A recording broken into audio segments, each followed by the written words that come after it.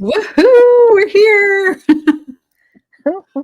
Finally, I've been looking forward to this day. Susie, do you want to? My partner, Susie, in Ireland.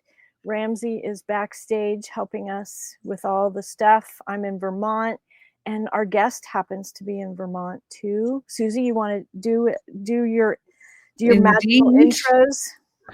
I'm very excited too. I'm glad to be back from my holidays and I missed you guys and I missed our show. But what a beautiful way to come back into it. I get to introduce our special guest for this evening.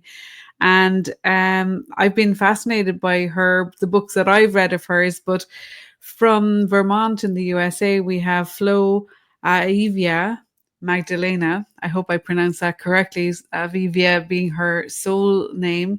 And I look forward to hearing more about how that name came about too. Flo is a well-known author at this stage. She's been traveling the globe, creating this incredible soul support system, this global community. And she's been, I suppose, the midwife of souls for many, many years now, with facilitator trainings and certifications available as well, and really making a difference in many people's lives, helping them to, I suppose, feel more connection and do a lot more collaborating. And we're glad you're connecting and collaborating with us today, Flo. So a warm welcome from Kathy Ramsey and I at In12D. Thank you both. Thank you. We love to kick off the podcast every week with that burning question, of, ordinary people, well, who seem ordinary, leading really living extraordinary lives. And I was reading over your bio, your mission, your vision, a lot of really cool information about your story so far on your website. And let's see where you feel like jumping in. Where did this all begin? Or, who was Flo as a young girl or a young woman? And when did it really begin for you? Well, I was raised a strict Protestant and sang in the choir, went to church every Sunday, and began to feel in the church that there was something special there, not necessarily the words or even the people, but more that there was a presence.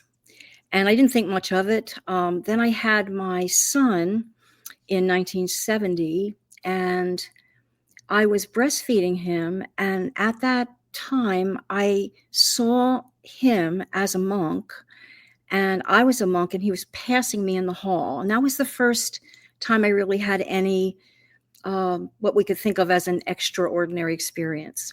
And then I was a nursing student, and Elizabeth Kubler-Ross came to speak with us one evening at my college. And she was talking about, after she said, "Oh, the reporters have left, so I can tell you this." And she played a recording of spirit making sound that is not usually captured in the human ear. And she was talking about the extended perception and awareness that we have. And of course, she works with death and dying. So that was very interesting. And the next day in the CAF, everybody's going, "Oh, what do you think?" And I said, we don't know. There's so much we don't know, particularly in medicine. Think about all of the new things we've learned. So that was kind of starting it. And then in 1979, I went to training as a student of Patricia Hayes. She just actually died 2 weeks ago. And she was, at that point, if we're talking about 1979, she was traveling to different places, and she traveled to Connecticut. And I took a class with her, and then I decided to sign up for 2 years. And she taught me about the location of the soul, and she taught me about all of the energy practices that we can use. And I was in nursing school, so I used those with patients. And I ended up in psychiatry, being able to open my awareness to assist others. And yet, I remember, like, my neck was so tight, and I was so type A personality. And I really didn't trust myself. I was insecure in what I knew. And it took many, many years kind of to develop that awareness. And I kept at it, I really kept at it, even though I felt many times like I didn't know what I was doing almost. You know how that sense, Yeah. hey, I'm coming forward here and I know these are true principles, but how do I incorporate them into my life? And then I was channeling also from what I learned from Patricia Hayes. And I was also at that time thinking very much about how my awareness could actually create something different, something new. And so when I was taking those courses, I then began to work with stress management with the Heart Association, one of their first classes before they actually admitted that stress had anything to do with heart disease. And then I worked for the American Lung Association, and I taught meditation during their smoke cessation classes. And I began to think about, okay, how can I live in the world like this? Mm-hmm. I think it was probably when I met Jane in 1988. I was down in Washington, D.C., and I was doing readings at that point. And the readings are coming from this very amazing source called, they're called the Nameless Ones, and they have never been in a body. They're amorphous. And they were connecting to me since 1979. But in 1986, I actually heard them for the first time. And then I began to really channel them and felt much more comfortable not being responsible for what I was saying, but having them come and say through me what the truths are of the eternal awareness of all that is, that kind of thing. So in 89, I was with them and they began to connect me to Mary Magdalene. And then Mary Magdalene has connected me to soul recognition. And all of this starts to open me to an understanding that I have a role to play in the development of spirit in the world.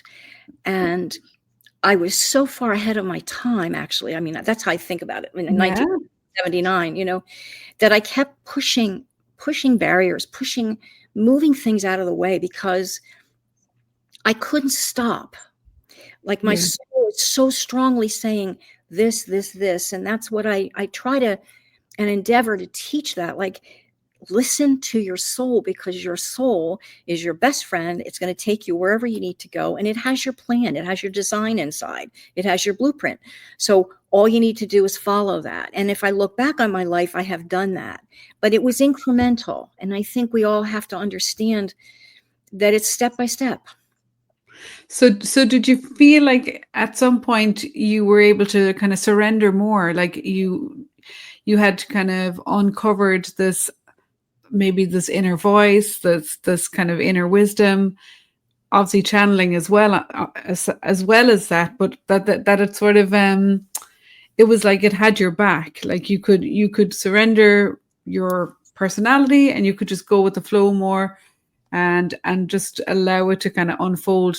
Like did things get easier, I suppose, as you went through it, I guess, and just built up probably a steady connection? Because obviously when you're channeling, is the channeling happening, intermittently? Is it on tap? Like how was that showing up at the beginning? I'm curious. Well, I was taught to channel by looking in people's eyes. Okay. And to open to the design in the eyes. And then when the Nameless Ones came, I was in 1986, I was able to actually let go of any consciousness that I had about what I should do or shouldn't do, and begin to put together how the immediate sense of being with someone and the Nameless One's understanding of who they were would then enable me to just be like a channel, a byproduct of that process. And I used to hear them. And someone told me it was a Galway, Ireland accent, Susie. Oh, wow, interesting. Yeah. And when I went to Ireland, that was very like, oh, this is from Galway. But as I worked with them, I just began to speak and I didn't hear them anymore.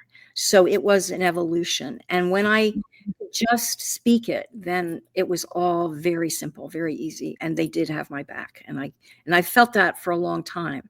The responsibility is really something that I take very seriously in terms of speaking to people about who they are, why they're here, what they're going to unfold as in terms of their life. And to know that these beings who've never been here in a physical body know someone intimately, what they chose for their life, and can describe that for them so that they understand who they are. It's amazing, Wow. and it's something that I think we can all connect to if we know how to do that. And we're not taught that. It's my greatest feeling about this all is we're not taught it. All of us have this capacity to connect, to learn, to know, to be sure. And yet, we look at the world and we can't even figure out what truth is anymore. So it's really fascinating. So I think this is the answer. The soul's the answer, I think. Totally. And I suppose it just seems to me that's what's needed for that unfoldment for everybody is the support. I think support and connection and that feeling like, okay, there's not just me in the world, there's more than one of us. And when people come together who are on similar journeys or similar paths, I think it definitely gets a little bit easier to follow that guidance. Because initially, if you feel isolated, you feel, oh my gosh, am I making this up? Or, is this really, can I trust this? There can be a lot of discomfort when you're moving out of, that comfort zone and listening to, I guess your soul is opening doorways, or, it's taking you out of where you're comfortable. So it's not always straightforward or unicorns and rainbows, as I always say to people. It can be a challenging time as well. Yes.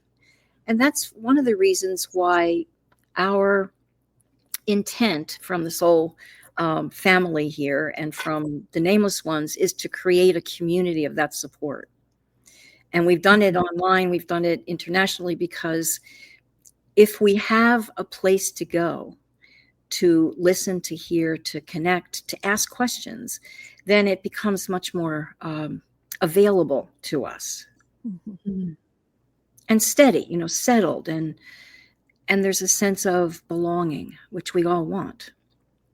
Definitely. Kathy? Because we're all sort of breaking away from this patriarchy culture that has us on the treadmill and we can't jump off. So having these places feels so important. You said something, location of the soul. Yeah. So, well, this is what I've been taught, and I know that there are different ideas about it, but there's something called, if you think about biology and our skeletal system, there's a little pointed piece of cartilage that's at the base of the sternum. So right underneath the heart, right there at the rib cage where the rib cage ends, and the soul is underneath that xiphoid process. So what we do together when we have our workshops and retreats is we go into that space and open that space, and then develop through different exercises and processes the ability for each individual to connect more fully with that and begin to hear and listen and talk, communicate, and extend and expand that. Wow, beautiful. I wonder, is that related to Sue Cooper's Heart of the Emergence? It's the same sort of place in the body. It could be. It could be. I don't know about that, but it could be. Okay. Sure. Maybe if I get to have both of you in a room sometime, I'll ask that. You keep using the word remember, and in the groups that I work with, we work with that word a lot, because it feels like all of these things are our birthright, and we used to walk around doing life in that way, but we don't anymore. My astrologer friend, Marcia Wade, she was talking about Chiron the wounded healer. And she said, our biggest wound is that we don't know why we're here. Mm-hmm. So it's definitely in the air. Can you talk about this? I mean, that's the name of your book, your Mary Magdalene book, I Remember Union. Do we all have access, and we just go in there and pull it back out? Absolutely, we do. Yeah. I think if we really look at the human envelope of consciousness, our mind is so active, and we spend so much time thinking. And I just said that, I think. I think that this is, that to get to another place takes intention and practice and, in a sense, a collegial way of belonging to something ethereal. And we're not used to believing in the or ephemeral or anything that's not matter, right? So in the traditions of many spiritual families and cultures, it's to move us from dependence on the mind and move us into the heart and soul. And when we do that, we start to remember that we are really all one, that we all come from light. There's no separation, but we're not taught that. We don't experience that. And so my job, in a sense, is to bring people together to feel that, to experience it so deeply that it becomes reality. And in the 80s, I had year-long classes. People would come for a whole year, once a month. And we went into these past lives, which were absolutely dramatic. And I could never, I don't think I could ever redo it again. But what happened was we would see each other being killed, for example, in an Indian massacre or something.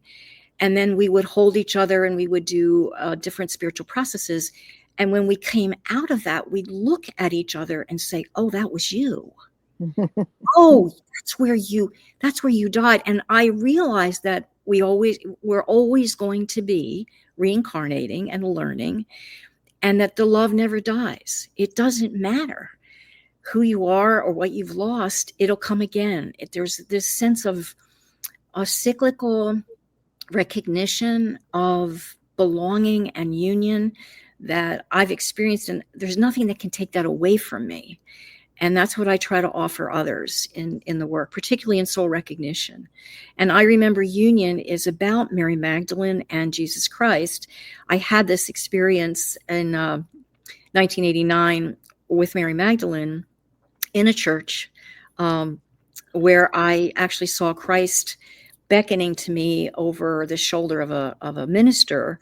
I had been kind of told, in my mind, I don't hear very many words anymore, but I heard that, you have to go to church. And it was Maundy Thursday, and there I was in the church, and there was Christ. And then through a series of different experiences, he showed me how Mary Magdalene's story would open the consciousness of the 21st century. And we see that all the time. She's showing up everywhere, and so I have this very wonderful director and producer, and we've called the movie I Remember, little I, big R. And remembering is putting it together again, right? Remembering it. So I keep feeling like this is the time to activate our latent but yet very powerful wisdoms in a way that, in a sense, overshadows the depth of despair that we have in the world right now. And we have that in us. That's the, my sentence that I think that you used in the write-up was, what we think we have lost is but the promise of what is yet to come. That comes from Mary Magdalene, right from her. And she's saying, if we all remember we're light, and if we all connect and live from the soul, which has never happened before in the history of humanity, that everyone on the planet lived from the same point of experience or origin, that's how we move consciousness to the places where we can most experience the truth of who we are. Mm-hmm. So you mentioned movie. Does that mean there's a movie coming out? Well, we're working on it. We're getting all the pieces together. Yes, but I think we need it. Yeah, we do. We definitely need I Remember. Yeah. Yeah. So it's a phenomenal story. You know, we're still only in the 80s with you know, when you had the experience of Mary Magdalene. And so what came next for you, Flo? I know in the 90s, I think, was it 94 that you started working on the soul support systems. Was that right, with your friend? Yes, with Jane and her significant other, Albert. Yeah, the three of us worked on it. We realized when I moved to Vermont, my idea was to create an actual community of individuals living here. Mm-hmm. And we did that for about 3 years. And then the neighbors were like, well, there's a lot of people coming up and down the road. We don't know if, you know, and so there was a lot of acreage and a lot of opportunity. And so for those 3 years, we developed soul support systems. We created the nonprofit in Vermont, and we began to look at how we could take this information and understanding and actual experience. All of our work is experiential, to take that into different places, and also to bring people to the land, which we did. And so we created soul recognition at that same time.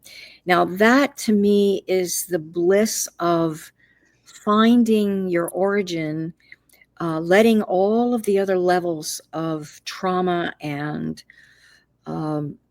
memory of separation be released so that we can actually find the core of who we are, be in our soul, and live that. And right now we're doing 7-day retreats because it's so important to stay together in that field.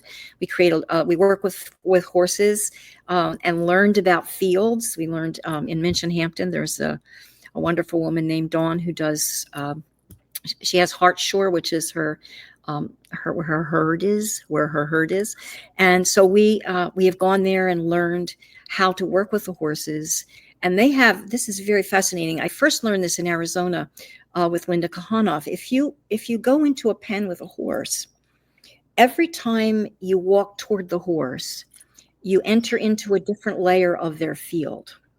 Mm-hmm. And when you do that, they will have some kind of movement, their tail or their ear or something. And if you experience that when you go through the level, you stop, sigh, and step back, the horse knows they've understood that you're there with them, not to do to them, but with them. And so we taught a lot of our students about the field through that understanding, so they could recognize when they're working with people, when they're going through their fields, how that works and how that actually affects us. You know, because when people come into our field without a responsible understanding of what that is, it's not as helpful or supportive. So we've used horses for a lot of different learning processes. And now in England, our facilitators who went through soul recognition training are putting together this EASE program, equine assisted soul experience. I think it's called EASE. And they are actually using the horses with the soul recognition, because when you have a horse or horses present, going into that space of soul is much easier. They just make it so fun. and they know exactly where to go. One time we had a gathering there, we had about 30 people, and there was this man, and he was down on the ground, and he was having a soul recognition spontaneously. We didn't even teach anything about it or anything. And there's a horse kicking the same leg, standing next to him, kicking one leg, which they don't do. And I went up and I said, George, I think the horse is trying to tell you to kick, to move your legs, to get the energy through, things like that. We have so many wonderful experiences, soul stories. Yeah. That's so cool. I've just come back from a retreat that I was co-hosting in Mallorca, in Spain. And my friend who was co-hosting with me, She's based in Quebec actually, and she does a lot of sound baths. She uses Tibetan singing bowls, but in an equine environment. So she's been doing that for the last couple of years, and she was saying that it's just incredible when you're playing the bowls and all the people are in the center of the arena and what's happening. This field that you described is exactly what she was describing in that environment as well. And Yeah. I've also seen horses being used for sort of in a constellation setting, where a Yes. person just relates to the horse, and it's just beautiful that there's this kind of resonance that happens between the animal. And I think it disarms us a little bit, because sometimes people have, trauma or whatever is in their system, and they can be, on a high alert or something. And I think the horses seem to bring this sense of ease and playfulness, which I think, and that kind of curiosity, which I think helps to kind of open up the space a little bit. So that sounds really interesting. Like that, in those week-long retreats, somebody's having just a spontaneous soul recognition. That must be quite a profound experience for the person, but to bear witness to. Yes. It's just amazing what we can offer to each other when we have an environment that is completely free and open, respectful, and honoring. Beautiful. And from that point on, so if a person is in that experience, for example, they've gone on, maybe it's their first retreat or something, it could be their 10th, who knows, like there's no timeline, I guess, with those things. But is there support then afterwards, like to continue that? Is it like the expansion of the soul, to find out what the blueprint is, or to discover, is it about them coming more into alignment, or is it more about them, is it like a self-inquiry? Like, is there an inquiry into like, what is my purpose, or, why am I here? How does that work? What is that process like? Well, people come with different points of focus. Okay. Some have relationship challenges. Some have physical challenges. Some have the idea that they'd like to learn their purpose or live more in their heart. Some people want to ground and don't know how to actually become fully human. We don't trust our spirit with our body a lot of times because it's just kind of dicey here. And so to make a safe environment where people can bring their spirit all the way through to the bottom of their feet, begin to actually be a spirit human, is part of it. And from that, then the soul guides what it is that unfolds. It's just as you and I were speaking about before, we just have to let it all happen, right? So in the soul recognitions, everyone is absolutely different, although it's a birthing of the soul into the body. We make sure that the soul is grounded into all the cells of the body so that we actually embody our soul as well as our spirit. So there's a pre-conference with me. There's a pre-conference call with everyone. There's facilitators meet for 3 weeks with each of the participants afterwards. And then we have a group call again, 1 or 2 of those a month later. We have free meditations from, and I guess it would be in your afternoon. It's 8:30 a.m. on Monday through Friday. We have a meditation that's free. We have witnessing on Tuesdays, which is Heart Thread, which we haven't talked about, which is a way for individuals to listen to their heart and have that for 1 hour. It's a $50 charge, but we have a whole group of practitioners who do Heart Thread on Tuesday afternoons.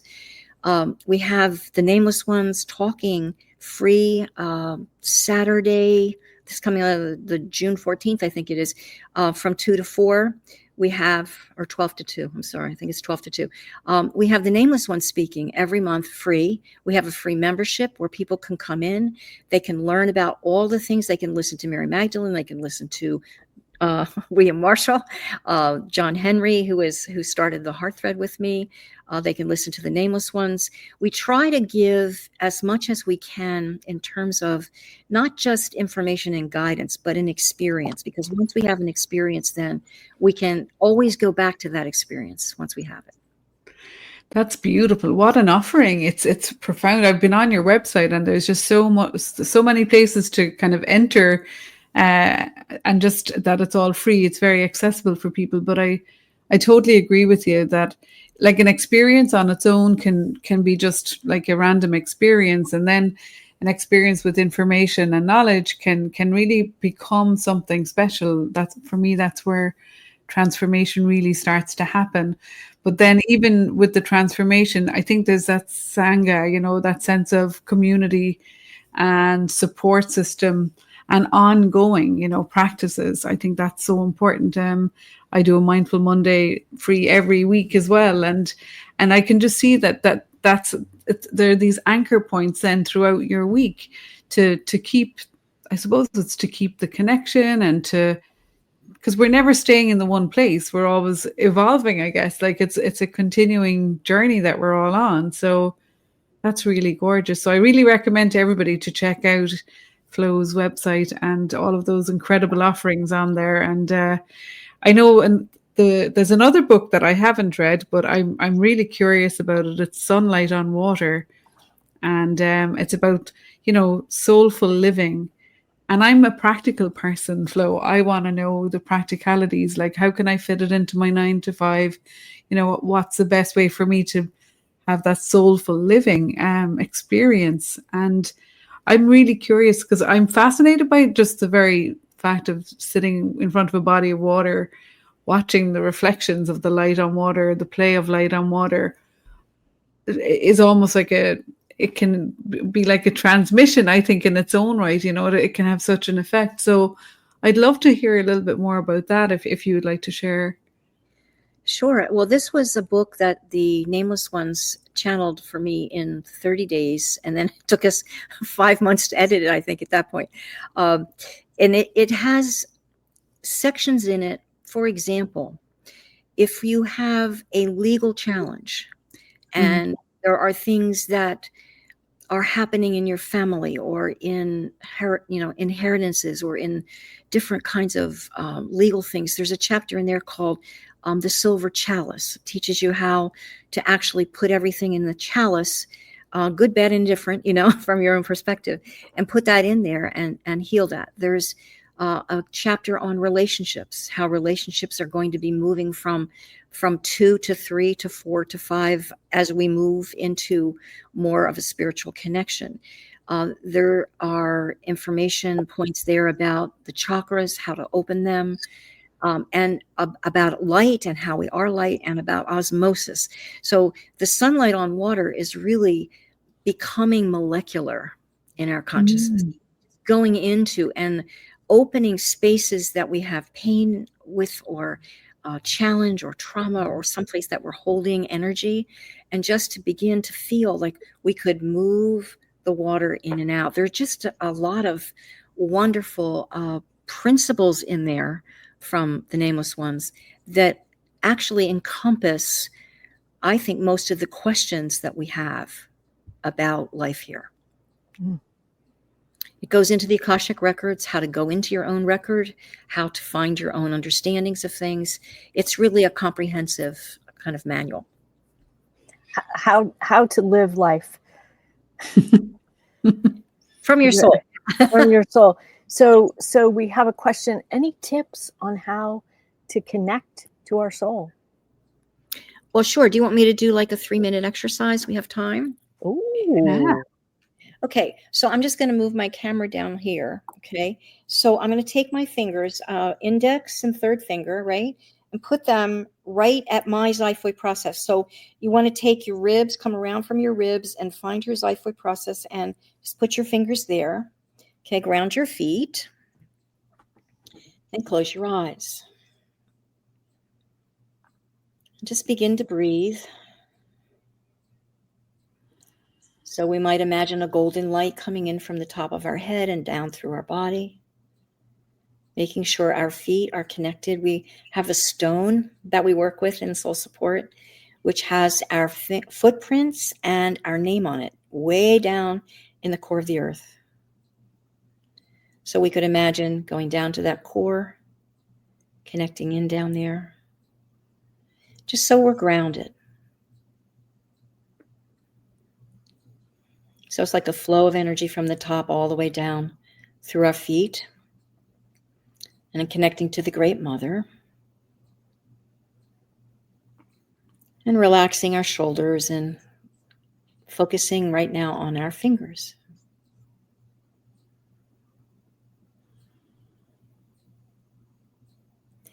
And so with an inhalation, we breathe in and we press lightly into that space with our fingertips.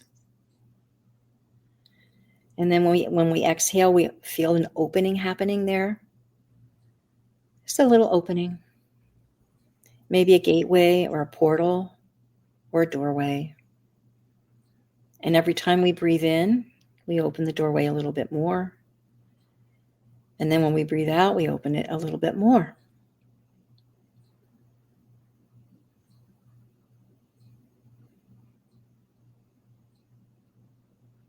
And we ask for the present to be available to us. We ask that all that we are now ready to receive be available, open out for us. And that this doorway begins to steady us, open us to understanding, and support us in experiencing the essence of our soul, which is our purity, our clarity, and our truth. So just for a moment, I'll stop talking and just open that space as you breathe. If your hands want to do something different, if you want to open them, open your hands or arms. Just feel what wants to happen.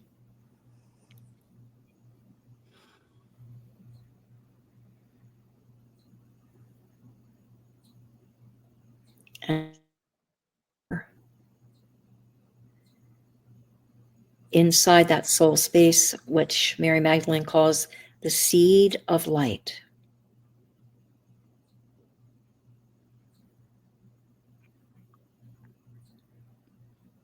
And we just open the seed of light. And then we can continue our conversation from that place, or acknowledging that place, or using that place. Beautiful. Thank you. Yeah. What a gift that is. And it's simple. And it's so simple. It's simple, Susie. Exactly. It's so simple. Oh Because my goodness. it belongs to us. It's us, and it's the true us, which is the beauty of it. It's really who we are. Yeah. And it's the remembering. I think that's it. What you said it at the very beginning, isn't it? That like we should learn this maybe when we're about, well, I think we know it when we're about 5 or 6 or 7, when we're quite young. Yes. Then it can be beaten out of us. And I mean, but it can be just, it takes a bit of time to reconnect to that part. When people reconnect, I think they recognize it. There's definitely a remembering or a recognition when you reconnect, however that happens for you. But there's that part in between where it's just, it's like it's been erased from our memory or something. And yeah, maybe that's part of the journey, though. Maybe that's part of why we're here, is to have our moments of, of the illusion and of being caught up in it all. And then that awakening happenings, or that realization or remembering happens. And it's a key moment. I think what we're noticing on this podcast is everybody who's been on, has had incredible stories and experiences. And there's been that moment where it's like that seed or that spark has kind of woken up in them. And So maybe it's inevitable that we'll all get that tap on the shoulder. But what a beautiful world it would be if, if we were all living this way, I suppose. Yeah. And it's also a choice, because now you know how to open that space. And then you can notice, well, when do I do that? And how often do I do that? And if I did that when I was doing this project, what would happen? And if I did this in relationship to someone who I have a challenge with, what would happen? So we can use it as a very strong central choice in relationship and in life and in creation and for our health, for everything. Yeah. It's also William Marshall's message, right? If we can keep our heads about us and make the right choices, put our attention in the right place. Something you read, I want to ask you what it means. You talked about holographic meaning. Holographic. What is?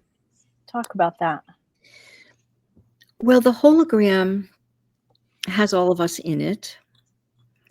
And if we live from a place, well, the way we teach it is through a circle. You put everything in a circle, and then it becomes, in a sense, a hologram of your life or your experience, like a pizza pie, right? And you can begin to use energy from one section into another section. So, for example, let's just take a very simple example of 4 slices of pizza pie: mind, physical, emotional, mental, and spiritual. So body, mind, emotion, spirit. Okay, you just put those there. Some people, like I just turned 77. Okay, so what I would do is my mind is pretty sharp, and so is my spirit. So I would use some of the energy in those 2 sections to go towards my body, for example. Or if I didn't have an emotional response, I was happy with my spiritual energy into that space. So a hologram can be used to think about oneness, to think about interconnection, to use as a tool for making everything congruent and authentic, which is part of what we do in the work, and also to reflect that there really isn't any separation, that everything can come together, is already together. That's actually the truth of that, is everything's already together and we separate it. Mm-hmm. So is that something you use for yourself, and then once I go into the world that way, now I'm authentically me and things go easier at the grocery store or wherever? Or would you put other people's pieces in that pie? Any way you want to do it, Kathy. It's like it's kind of everything's there, and what we focus on, we give energy to, right? Thought follows energy, right? Yep. Energy follows awareness, right? So anything we put into any kind of consciousness, my friend Jane used to make those holograms to understand how to put energy into creation. What was first? What could she use to ground the situation or the project? She was my editor, so she would do, and we had so much going on that she would kind of put everything into the circles, and we would teach people how to use the circle as a way to unify their own experience, and then you can add anything you want to it if you want to unify anything in addition to that. Amazing. I love that idea. I've never heard that before. Yeah, thank you for explaining it. Another phrase that you used, we were talking about before we started this intentional community, a global field. Talk about that, connections with people in other countries, morphic field, liminal realm. What does that mean to you, global field? Well, it is a morphic field, and the global field, when we work with individuals, just as with the horses, we find the place of interconnection vibrationally and hold that place for the entire time we're together. And it's the components of it are always different, and yet the outcome is always the same. And I'm knocking on wood, of course, but there's a lot of love. Love is the thing that brings us together. It doesn't matter. We've had people who are so diverse, and I've said, "Oh my God," and by the end, they love each other, they care for each other, and they support each other, right? So this field, wherever someone is originating from, wherever they live, they take that field back with them, right? And then we continue to connect with them, and they connect with us in different ways. And that field then becomes an environment, right? And then the environment becomes a way for other people to join into that. And that's how I've had to do it, because I couldn't have it here in Vermont, where people just came and came and came and came. So what we're doing is going to different places. We're coming to Canada. We've been to Ireland, been to Scotland and England and Hungary and other countries. So it's the idea that this is available for everyone. And you don't have to come to Soul Support to find it, because obviously being connected in the heart, first off, without judgment, with total acceptance of each other. And I just wrote a book called the Soul Recognition Book. And I take people through it step by step. Like, how do we get to the place where we are able to accept others and ourselves, to co-create without hierarchy? We have at least 4 facilitators in everything we do, so that there's no hierarchy. You know, I get paid the same as my facilitators. We're just doing it together. And that's part of the model, is sharing power, is doing our best to be examples of that. Talk about some powerful activism right there. Yeah. Collaboration, working. Mm-hmm. Amazing. So Ramsey asked, when we did this, connecting to our soul, is it contagious if we start connecting to our soul? Would it affect our neighbors too? And you just answered that about the global field. Yeah. Well, there is a global field, obviously. And so it's what we tap into and how we tap into it, and our intention makes a lot of difference in it too. Yeah. Growing it. We want to grow it, don't we? We want to grow it. That's right. I think a lot of that came about during COVID, when we were all in lockdown. I think we all had to kind of, dig deep and rethink a lot of, things that we were doing, for example, or things that we believed even about, having to travel or to go places. And we all sort of harnessed the technology, and suddenly, I know from my experience of doing online meditation, suddenly you're connected to people all over the world, and you're getting to know this community, and it's incredible what we can do. I'm a big one for harnessing technology, because when we use it from the heart space, with the intention of, creating compassionate communities, with, just with loving kindness, and just being able to have those moments of connection, especially during those times of, isolation, as people living on their own and that. So I think we all had to think outside the box, and that was, I think that really made a huge difference, that, people like you don't have to travel maybe as much as you did in the past. And all the stuff is available through technology, and I love that. And we found, it's actually okay on Zoom. Yeah. We can connect. We can really feel each other and feel the love, and it works. Yeah. And even when you talk about, intentional work, healing, healing intentions, the power of intention, the power of that connection and collaboration. And once we have the clarity, I believe that's, that can be the key point, like the clarity of intention, the clarity of, what we're all coming together for. And seeing, then, okay, you turn off the Zoom and you go about your day, and it has a ripple effect. Like,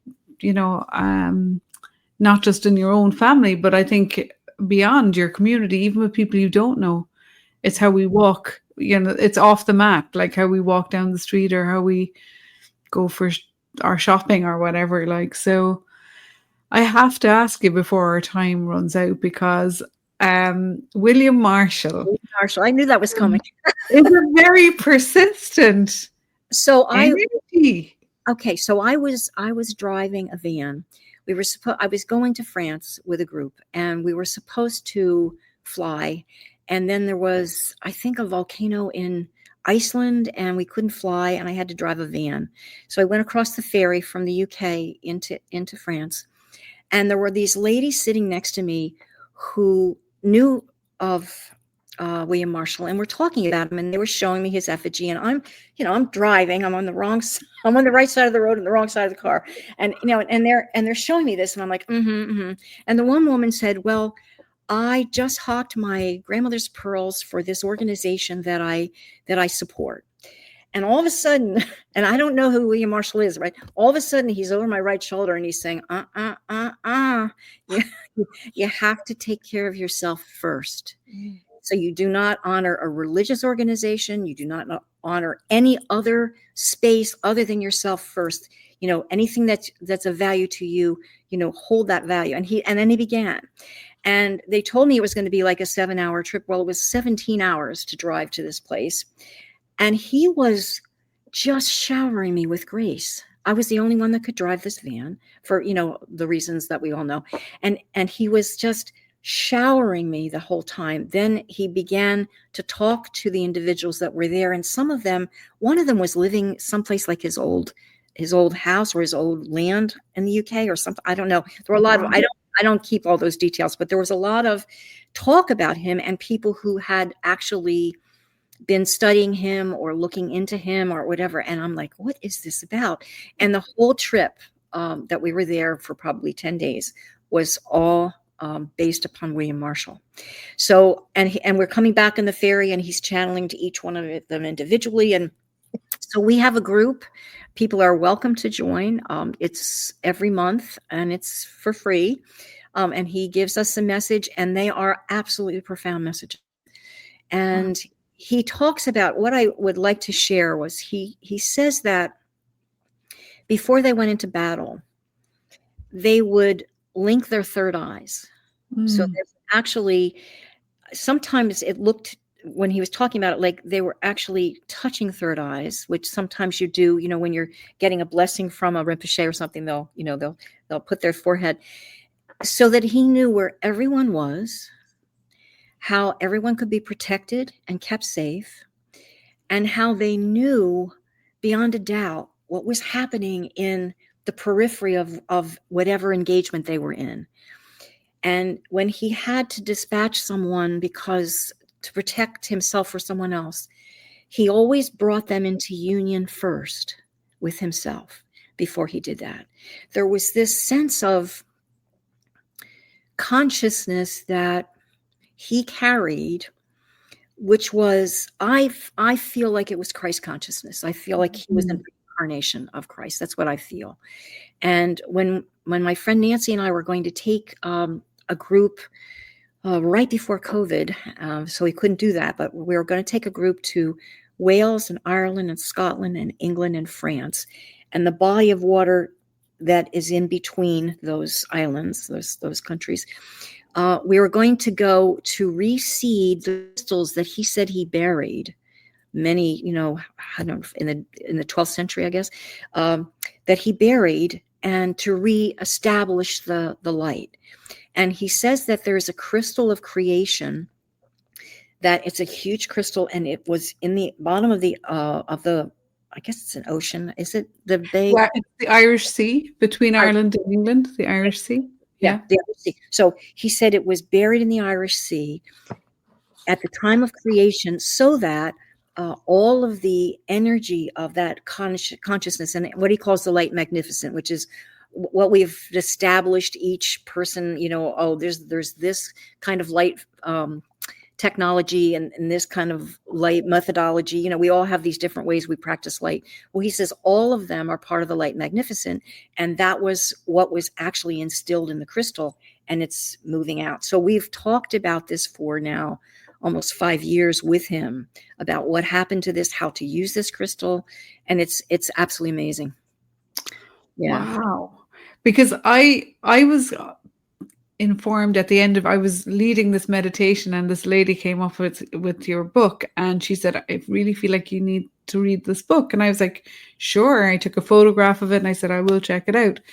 But I was busy. I didn't get around to it for a while. It was interesting because I was in Santa Bome at Mary Magdalene's cave. Yeah. And so then I ended up back in that part of England again. And I was doing another kind of let's just say with a group, we were doing some stuff. And one of the women was saying Magna Carta, Magna Carta. And then a couple of days later, there was something about King John. Now, my history of kind of medieval England was slim to none. I wouldn't have had a clue, who all these people were. But when we were doing this other retreat in this location, I did some online research and I found out, oh, this is where King John, his entrails were buried and his heart was here because it had been a former monastery.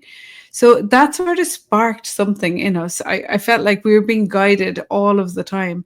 And I still hadn't gotten around to reading the book. All of these various things had happened.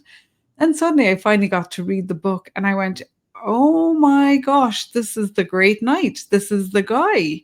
Yeah. And so I know my great friend, and she was a former guest on the podcast too, Sue Cooper, is collaborating with you and William Martian by all accounts on the 19th of June with an online program. And I know Sue is very excited about that, and lots of people that I think we know in common are really looking forward to it too. So yeah, I've spent many hours driving around Ireland, Hookhead, along the coastline there where they would have landed, where William Marshall would have set up kind of, I suppose he set up the first villages and towns in Ireland. He became the Lord Lieutenant, I think, of Ireland at one stage.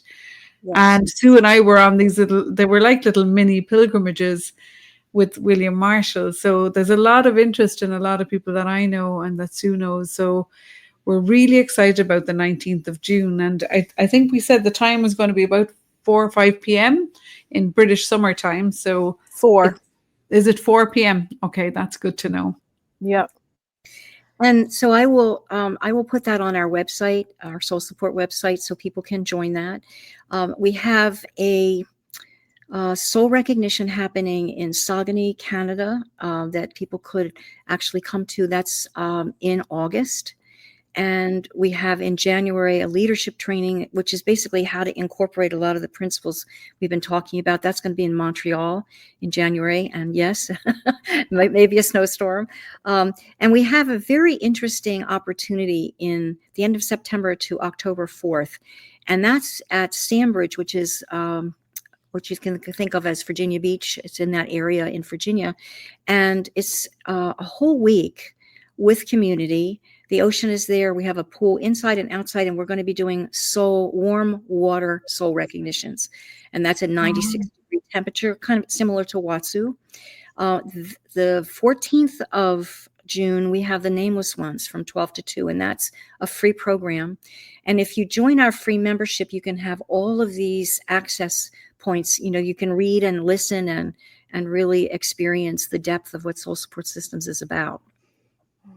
Beautiful. I'll put all these links that we've heard will be in the description underneath. When you go to YouTube, the links will be there so that everybody can find you. Thank you. This feels like such important work to me. It is important work, and I need all of you to. I mean, I really feel like it's time to connect, Susie. With what's going on and how we can work together, because we need each other. Totally. I agree 100%. And together we're really making waves. I really feel like, this morphic field that we're creating, I think we're co-creating a bigger field. We're joining forces, and we're really all, I think, living our truth now, living from that place that you so beautifully brought us to with that simple practice. That's the seed. It's right here in the center. Yeah. And that's how we join. And that's the way it's going to be. We're going to live from there. Yes, indeed. Yeah. Where do we start to thank you? You've been such a beautiful guest. I could listen to you for another hour at least. I think you've lots more to share. I feel like you might have to come back on again sometime if you'd be so gracious. But thank you so much for your beautiful stories, your lovely sharing, your beautiful energy and personality, and the practice that you shared with everybody from all of us here. Thank you. Thank you so much. Thank you for your continuing work. I really appreciate both of you very much.